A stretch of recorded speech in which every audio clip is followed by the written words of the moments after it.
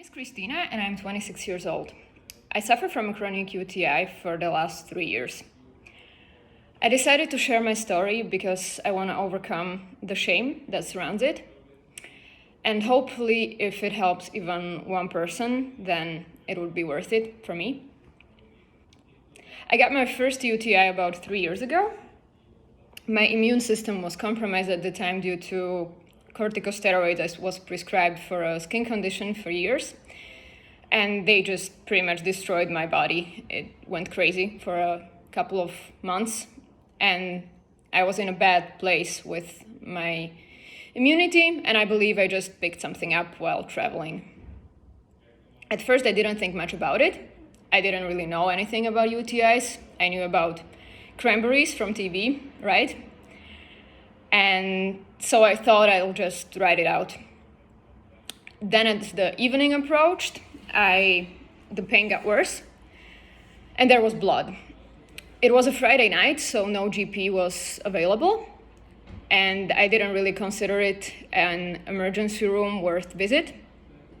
So I just went to a pharmacy, and a very nice lady gave me antibiotics for a week. Those worked almost immediately, and within the next week, I was back to normal. Then about a month later, another UTI came back. This time, I was more worried, and I booked to see a GP. The doctor told me that although very painful, UTIs are not dangerous, and that recent studies show that most of them do not require antibiotics. They just go away on their own. I didn't have a reason not to believe her. And she took my culture, but sent me home with a prescription that I was not meant to retrieve unless I was basically in agony. By nighttime, the symptoms were so bad, I was basically only passing blood, that I thought no way in hell this would pass on its own. The prescription was for 3 days. Mind you, this was a private practitioner, a British female doctor working at a private clinic in Italy. A week passed and I was no better. I called her in panic and was told that this is normal, that the symptoms usually go away on their own after a while. I then saw a gynecologist at the same clinic who told me and assured me that everything is normal.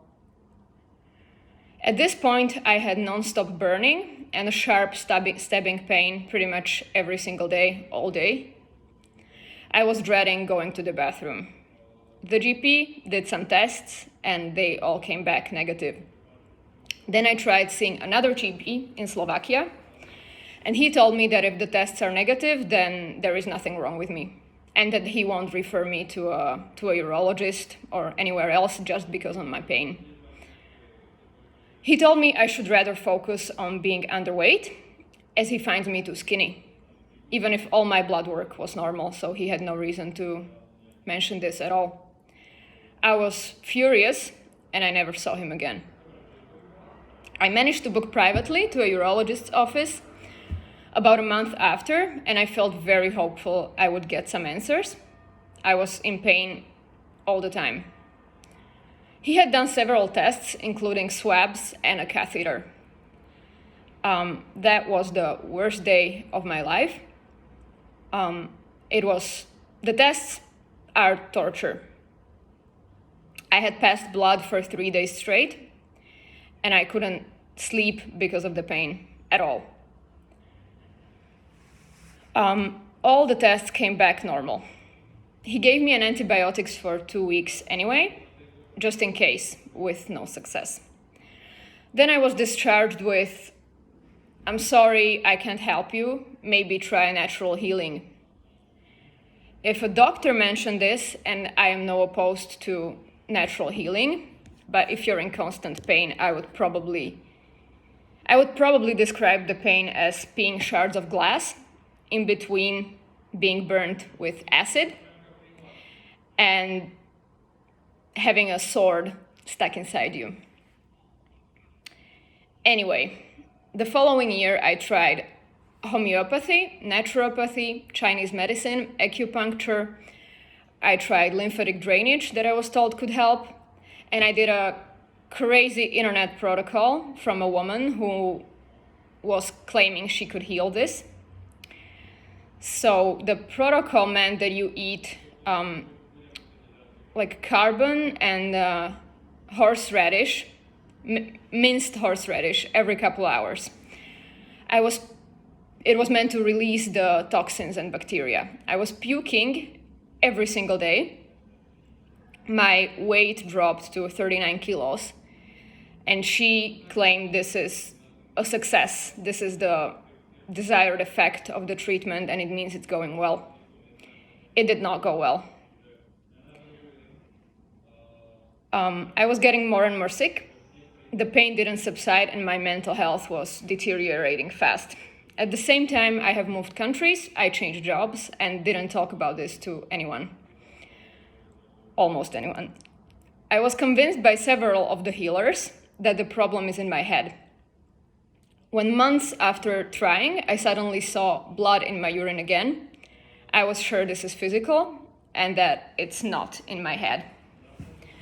I began doing more and more research into the condition, and I found a Guardian article about women and children suffering with the same symptoms who were disregarded by the whole medical community.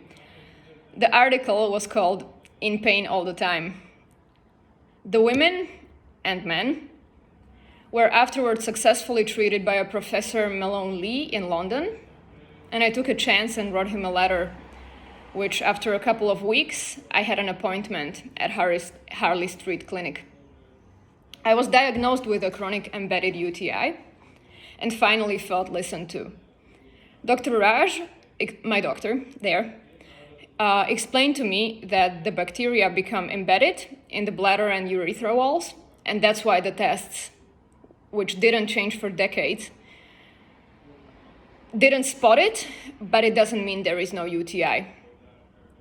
The average time people who are suffering with a chronic UTI get their diagnosis is 6 years. So I must have been lucky. It was just 2 years for me.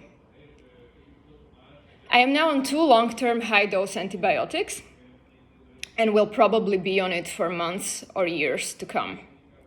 The progress is very slow, but I can now do some of the things that for more than 2 years were unimaginable to me. Like travel, go for a run, have a drink from time to time, or drink coffee. I still am in pain every day, but there are worse and better days or weeks. This disease and its misdiagnosis changed my life and changed me as a person. I had to quit my daily job and switch to working from home because of the constant pain and the stress that it brought, because it's not something you talk about, or at least it's not something that I talked about at my workplace. So it's like this huge secret you carry around. I was on verge of a panic attack every single day, most days. I can't really do normal things with my friends or with my boyfriend. I never even told most of them. I was scared of being judged for not being productive enough or enthusiastic enough, which I know is ridiculous, and is a part of the reason why I'm doing this. For the future of the treatment, I wish for a development of painkillers for this condition, because there are none. I can't take the normal ones, they don't touch it. I tried everything, and the usual or even the prescribed painkillers, they do not touch this pain. There are women on morphine for bladder and urethra pain with no success. If there were painkillers for bladder or urethra pain, then during a flare, I would be able to go about my day. Maybe I wouldn't have to quit my daily job. And I didn't have to work from home. I wish we would be listened to based on our symptoms, and that more GPs and urologists educated themselves on this matter and didn't send patients with constant symptoms home. And I wish to everyone suffering to not give up his search for answers, even if he is believed to be crazy. Thank you.